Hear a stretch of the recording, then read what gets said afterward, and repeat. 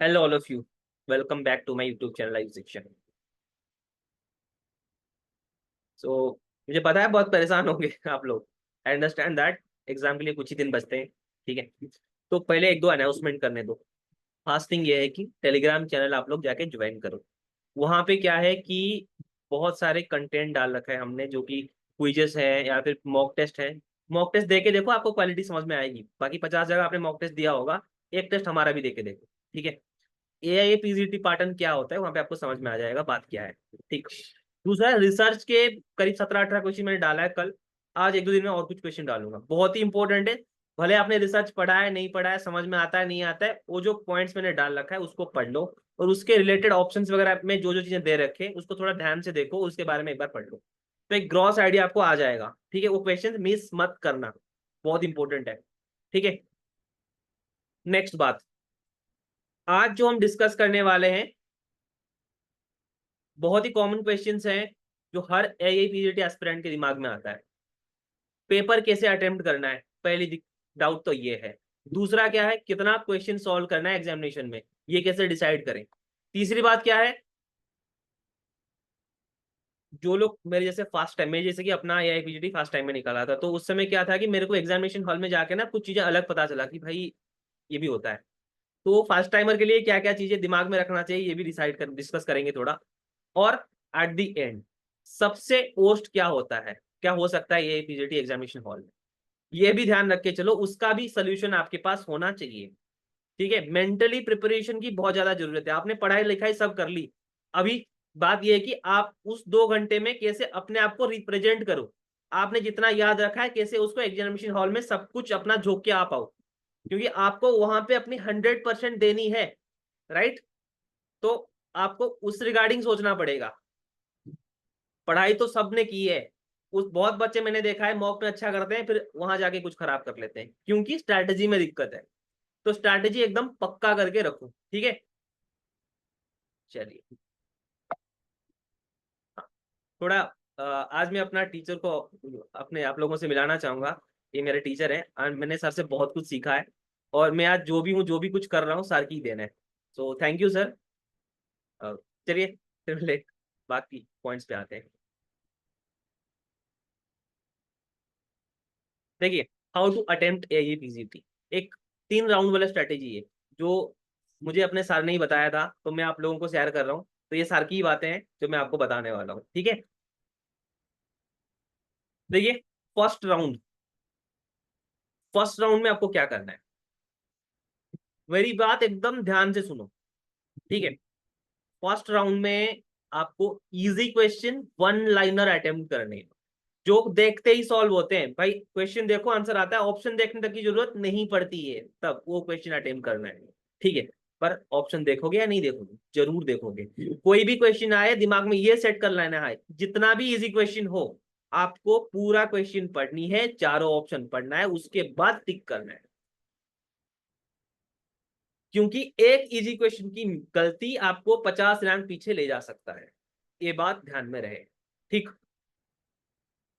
तो first thing क्या है कि आपको इजी क्वेश्चन गलत नहीं करना है, और फर्स्ट राउंड में जो इजी मतलब एकदम देख के ही आंसर पता चल रहा है उनको अटेम्प्ट करना है. और हाँ, इस पे एक्यूरेसी पे ध्यान देना चाहिए.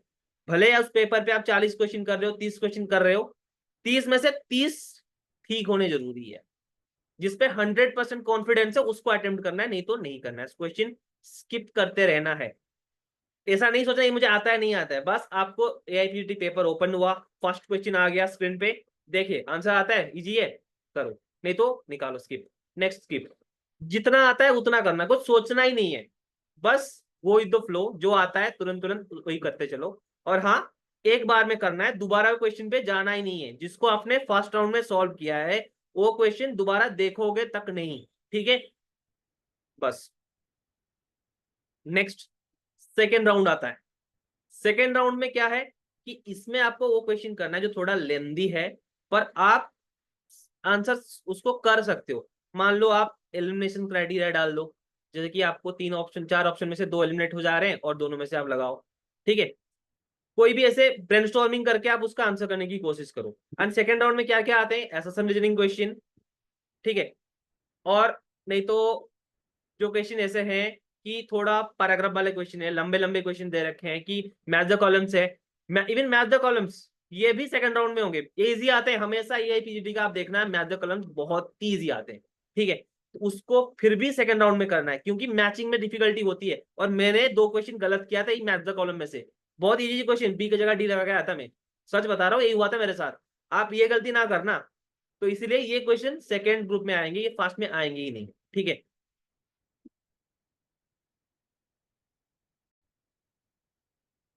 Second round done. मान लीजिए फर्स्ट सेकंड मिलके 60-70 तक जाते हैं नॉर्मली देखा जाए तो। भाई ऐसा कुछ रेंज ही मत सोचो, आपको जितना आता है फर्स्ट राउंड, जितना आता है सेकंड राउंड, वो आपका खत्म है, ठीक है। पर हाँ, सेकंड राउंड के क्वेश्चन आप एटलीस्ट 90% श्योर होने चाहिए। ऐसा नहीं है कि सेकंड राउंड में आप गेस कर रहे हो, दैट इज नॉट पॉसिबल। आपको first round second round accuracy पे ध्यान देनी है, और देनी भी है, जैसे भी करके देना है, ठीक है। जैसे कि सेकंड राउंड कंप्लीट हो गया, आप इतना श्योर हो जाओगे भाई इतने क्वेश्चन मैंने अपना झोली में डाल दिया है, यहां से 1-2 क्वेश्चन भले गलती हो जाए, उससे ज्यादा तो होगा नहीं, ठीक है। और हमेशा ये है कि ऑप्शंस ध्यान में रख के पढ़ना है, ये चीज बिल्कुल मेंटेन रहनी चाहिए, क्वेश्चन प्रॉपरली पढ़ना है, सारा ऑप्शंस देखना है, ठीक है। नेक्स्ट आते हैं थर्ड राउंड। थर्ड राउंड में आपको कैसे सॉल्व करना है, ये है कैलकुलेटेड रिस्क वाला राउंड। मतलब क्या है समझो। मान लो मैंने किया है 70 क्वेश्चन या 80 क्वेश्चन किया है, 70 क्वेश्चन किया मान लो, ठीक है। 70 में श्योर हूँ, 65 प्लस तो ठीक ही होंगे, ऐसा मेरे को लगता है। तो अब मान लो मेरे पास कितने मार्क है, 624, 260 करीब मेरा कंफर्म है, मतलब मेरा सिलेक्शन ऑलमोस्ट तय है, ठीक है। अब मैं सिलेक्शन के लिए नहीं लड़ रहा हूँ, अब मैं लड़ रहा हूँ रैंक के लिए, ठीक है। तो रैंक के लिए अगर आपको जाना है, उस समय क्या करना है, देखो ये टाइम है कैलकुलेटेड रिस्क लेने का। पहले बता देता हूं, आप 65 क्वेश्चन के लिए कंफर्म हो तब ये करना है, नहीं तो नहीं करना है ऐसे, ठीक है। तो मान लीजिए आप 65 क्वेश्चन फर्स्ट सेकंड राउंड सही से कर लिए, दिमाग हिला डुले कुछ ना करके परफेक्टली कर लिए, फिर क्या करना है इस पे देखते हैं। आपको यहाँ पे मान लीजिए कोई क्वेश्चन में आपको 50-50 हो, लगता है कि इन दोनों में से कोई एक होगा, जो आपका गट फीलिंग लगता है चूज करो, कोई झिझक ना करो, चूज कर लो। इवन 40-60 पे भी टिक करो, जहां पे 40-60 हो ना तब भी टिक करो, ठीक है। क्योंकि ऐसे सोच के चलो, मान लो 30-70 भी है कहीं पे, उसको भी टिक किया जा सकता है, क्यों। 10 में से अगर 7 क्वेश्चन गलत होते हैं और 3 क्वेश्चन सही होते हैं, तब भी आप 12 - 10 2 मार्क ज्यादा कमाओगे, ठीक है। तो ये आपको हेल्प कर सकता है, पर हाँ 30-70 वाला रिस्क लेना नहीं है, आप लो 40-60 वाले रिस्क। अगर लगता है कि 40% आपको लगता है कि आंसर ये है, तो चूज कर लेना उस, अगर ये थर्ड राउंड में सॉल्व कर रहे हो तो। कहीं पे कुछ सुना है, कहीं ये कुछ लग रहा है कि ये होगा, लग रहा है तो टिक कर लो। मैक्सिमम चांसेस है कि उनमें से आपका 50-50% ठीक हो जाता है, ठीक है। जिनका थोड़ा गेस अच्छा लगता है, जिन्होंने थोड़ा बहुत पढ़ाई की होती है, बीएमएस में सही होता है, तो उनका ना इस लेवल पे थोड़ा अच्छा गेस लगता है। और जिन्होंने नहीं भी किया होगा बीएमएस में ज्यादा पढ़ाई, तब भी आप लॉस में तो नहीं रहोगे, ठीक है। तो थर्ड राउंड ऐसे खेलना है, समझ गए तीनों राउंड। जो बच्चा राउंड के हिसाब से क्वेश्चन नहीं करेगा, दिक्कत क्या होता है बता देता हूँ। आप मान लो एक कर लिए 1 से लेके 120 तक क्वेश्चन सॉल्व करोगे, आप ना टाइम ज्यादा कंज्यूम कर लोगे। इजी क्वेश्चन डिफिकल्ट क्वेश्चन में आपको आपको डिफिकल्टी हो जाएगी कौन सा कब करना है, ठीक है। और दिमाग क्लमसी सा हो जाएगा, मतलब लगेगा कि उठ के चला जाऊं, और माइंड में कुछ घुस नहीं रहा, एकदम पागल लगेगा। तो अगर कोई बच्चा राउंड फॉलो नहीं करता है, ये प्रॉब्लम सॉल्व करने ही वाला है, ठीक है। ये मैं अपने 2-3 साल के एक्सपीरियंस से बोल रहा हूँ, अब तो 2 साल हो गए पढ़ाते पढ़ाते। तो एटलीस्ट ये चीज देख लेना, ये श्योर है, ठीक है। Next, how to decide how many question you attempt, ठीक है। You should attempt how many question, simple बात है, पेपर के ऊपर डिपेंडेंट है। अगर इजी क्वेश्चन है तो ज्यादा अटेम्प्ट करो, अगर लग रहा है क्वेश्चन मॉडरेट से ऊपर लेवल का है तो थोड़ा लिमिट करो, ज्यादा गेस मत करो। अगर कोई क्वेश्चन का आंसर पता ही ना हो, बिल्कुल ब्लाइंड गेस ना लगाओ, क्योंकि वहां पे गलती होने की ज्यादा चांसेस है, ब्लाइंड गेस अवॉइड करो, ठीक है।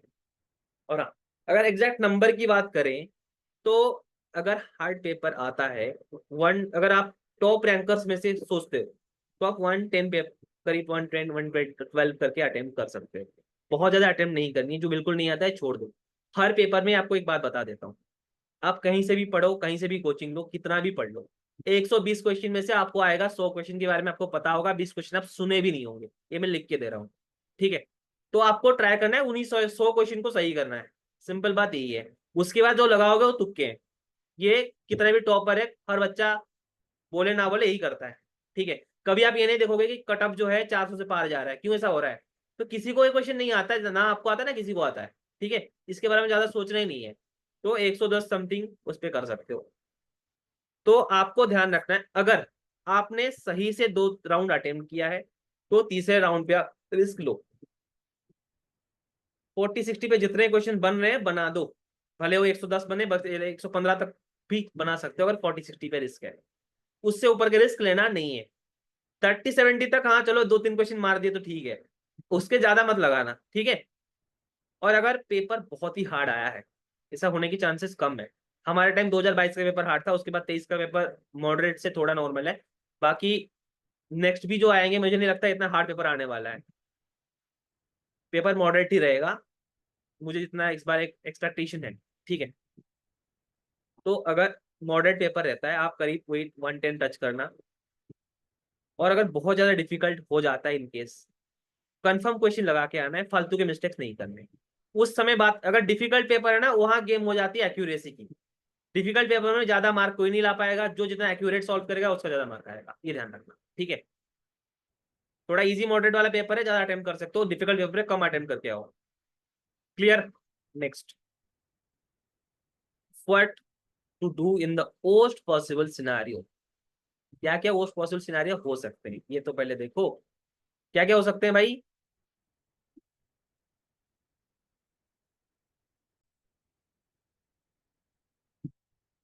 और सबसे जो वर्स्ट सिनेरियो हो सकता है ना, वो है पैनिक। ये लड़का लड़की किसी को भी आ सकता है, इसमें ये नहीं कि लड़कियों की आएगा लड़कियों को नहीं है, ये भाई सबको आ सकता है, ये चीज एक्सेप्ट कर लो। एंड अगर आता है तो क्या करना है, माइंड में सेट करके रखो। अगर आपको पैनिक अटैक आता है, लग रहा है भाई अब कुछ नहीं हो रहा है, मैं भाग के चला जाऊं यहाँ से, 5 मिनट कुछ ना करो, कंप्यूटर चलने दो, बैठ जाओ, पानी पियो, नहीं तो 5 मिनट सो जाओ वहीं पे सीधा, कुछ ना सोचो, और पेपर के बारे में सोचना ही नहीं है। ठीक है, आप समझ गए कि मेरे को पैनिक अटैक आ रहा है, मैं पैनिक कर रहा हूँ, बस खुद को शांत करने के लिए टेक 5 मिनट्स रेस्ट। इससे आपका गलत होने के क्वेश्चन चांस कम हो जाएगा। नहीं तो अगर इस हालत में आप कोई क्वेश्चन अटेंड करते हो ना, क्वेश्चन गया। ठीक है, दूसरा, कंप्यूटर माल फंक्शन। भाई हम लोग इंडिया में रहते हैं, माइंडसेट कर लो कि आपके साथ क्या सबके साथ की कोई ये एक्सक्यूजेस आके ना देना कि सर मेरा ना ये कंप्यूटर नहीं चला, ये मेरे माउस सही से काम नहीं कर रहे थे। इन चीजों के लिए मेंटली प्रिपेयर्ड होके रहो, ये होगा तो मैनेज करना ही है। कोई बहाना अगर दोगे कौन सुनेगा वो चीज, कोई नहीं सुनने वाला है वहां पे। वहां पे बोल दो चेंज करवा दे तो ठीक है। ठीक है, मैक्सिमम टाइम अगर दिक्कत होती है तो चेंज करवा देते हैं, टाइम भी अलग से मिल जाता है। तो अगर ये चेंजिंग का टाइम भी थोड़ा इंपॉर्टेंट होता है, क्योंकि आप एक फ्लो में क्वेश्चन करते रहते हो, सडनली मान लो कोई माल फंक्शन हो गया, तो आप ना फिर से, आपको टाइम तो फिर से मिल जाएगा। वहां पे आप घबराना आपको नहीं है कि चलो ठीक है, आपको इतना तो क्लैरिटी है कि अगर यहाँ पे कुछ डिफिकल्टी होती है फिर से लॉग इन होगा और फिर से आपको एक्स्ट्रा टाइम मिल ही जाएगा वहां एग्जामिनेशन हॉल में। तो इसका कोई टेंशन लेना ही नहीं है। ठीक है, और अगर आपको थोड़ा माउस चलाने में डिफिकल्टी हो रही है, कुछ एक हो रही है, उसको एडजस्ट करो, क्योंकि भाई एग्जाम एक बार देना है, 10 बार तो देना नहीं है। ठीक है, थोड़ा बहुत एडजस्टमेंट कर लोगे तो बढ़िया बात है। माइंड में पहले सेट करके रखो कि ये चेंज कंप्यूटर की दिक्कत हो सकती है, तो कोई नई चीज वहां पे तक नहीं लगेगा कि अरे यार ये तो मेरे साथ कुछ गलती हो गया, ये फीलिंग ना हो। ठीक है, माइंड मेकअप करो आपके साथ ये हो रहा है, दैट्स इट। ठीक है भाई, एक गेम ऑफ माइंड है बस, ब्लैकआउट। भाई मैं उसका भुक्तभोगी हूँ, बता रहा हूँ क्या होता है इसमें। फर्स्ट करीब 40 क्वेश्चन जो फर्स्ट राउंड के होते हैं, मैंने उसको अटेम्प्ट किया, मेरे को पता भी नहीं चला था कुछ समय के लिए कि ये मैं मॉडर्न के क्वेश्चन इंग्लिश में ना करके हिंदी में कर रहा था। ये चीजें होते हैं, जो फर्स्ट टाइमर है उनको ये दिक्कत हो जाती है, तो मैं आगे बताऊंगा उनके लिए क्या करना है। और ब्लैकआउट के स्टेज में आपको क्या करना है, पहली बात तो आप आइडेंटिफाई कर लो कि आप उस स्टेज में जा रहे हो। खुद को समझाओ कि अरे यार, मतलब अपने आप को डायग्नोस करना चाहिए उस हालत पे कि अब मेरा दिमाग ठिकाने पे तो है।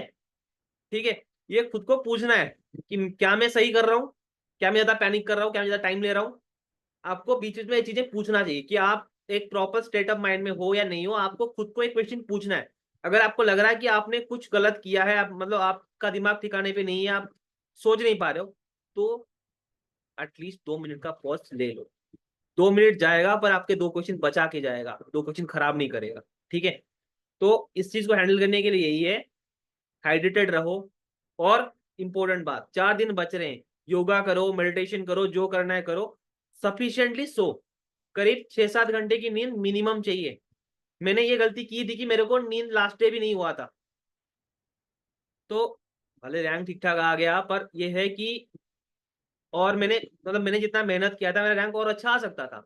पर दैट्स इट कि ये चीजें होते हैं, तो आप इस चीज के लिए प्रिपेयर्ड रहो। एआईपीजीटी सिर्फ डाटा का एग्जाम नहीं है। मैं बार बार बच्चों को बोलता हूँ कि ये आपकी हर वो चीज का मतलब एग्जाम करता है कि आप कितना स्ट्रेस झेल सकते हो, कितना मेहनत कर सकते हो, नेगेटिव सिचुएशन पे अपने आप को कैसे हैंडल करते हो, सब कुछ देखता है भाई ये। ठीक है, तो अगर जिंदगी में मैंने कभी योगा नहीं किया था, मैं सबको आजकल बताते फिरता हूँ भाई कर लो, आपके लिए बेनिफिशियल है। मैं सोचता है भाई क्या ही टाइम वेस्ट है, क्यों करना है। ठीक है, पर ये करना है जरूरी है। 5-6 दिन आपके लिए बहुत फायदेमंद रहेगा। थोड़ा भगवान की भक्ति में लीन हो, मेंटली थोड़ा सात्विक बनो, और नींद बिल्कुल पूरी लो। भले पढ़ाई छूट जाए, जरूरी नहीं है आप अभी जो पढ़ रहे हो एग्जाम में आने वाला है, जरूरी नहीं है। ठीक है, तो बस आपको नींद प्रॉपर लेनी है। अगर ये कर लोगे ना, पैनिक अटैक और ब्लैकआउट से बच जाओगे। अगर नींद नहीं हुआ तो आप गए। ठीक है, बिल्कुल keep it in your mind. और लास्ट वाला जो बात है कि जो न्यू फर्स्ट टाइम दे रहे हैं एग्जाम, उनके लिए क्या टिप है। ठीक है, चलो बताते हैं।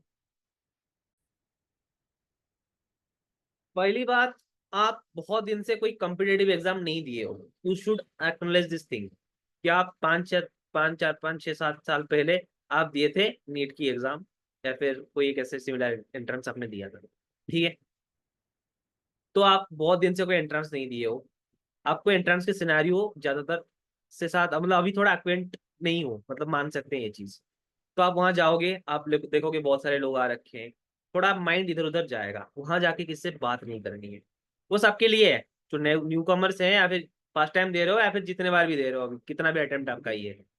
जाओ, सीधा किसी के साथ बात ना करो, इंटरेक्शन ना करो, और पढ़ाई के बारे में सोचो ही ना। भाई सो जाओ, सीधी सी बात है। पढ़ाई के बारे में सोचोगे, कोई चीज याद नहीं आएगा ना, आपको लगेगा अरे यार ये तो मैं भूल रहा हूँ।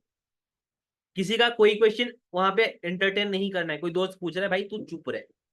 किसी के साथ बात नहीं करनी है, आपने खुद के दम पे एग्जाम देना है, ना किसी को पूछना है, ना किसी के भरोसे बैठना है वहां पे। ठीक है, तो ये तो सबके लिए है, न्यू कमर्स के लिए पर्टिकुलरली है कि सेव टाइम। हम जैसे कि मैं बाहर जब डिफरेंट डिफरेंट हम लोग मॉक टेस्ट देते थे, तो जब कोई एक मॉक टेस्ट दे दे, लगता है अरे ये आधे घंटे में तो कंप्लीट हो जाता है, इतना समय क्या ही 2 घंटे दे रखे हैं ये सब सॉल्व करने के लिए।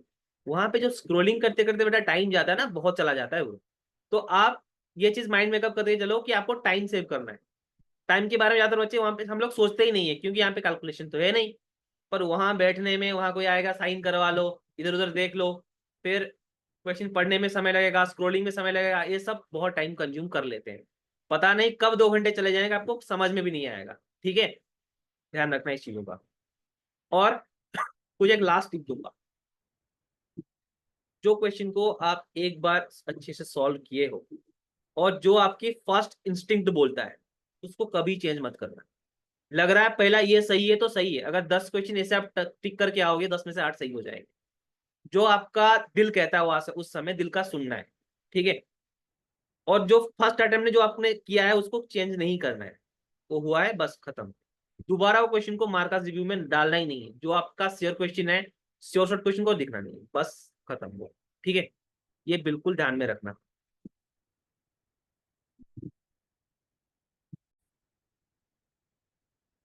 एंड जाते जाते एक दो बात बोल के जाता हूँ।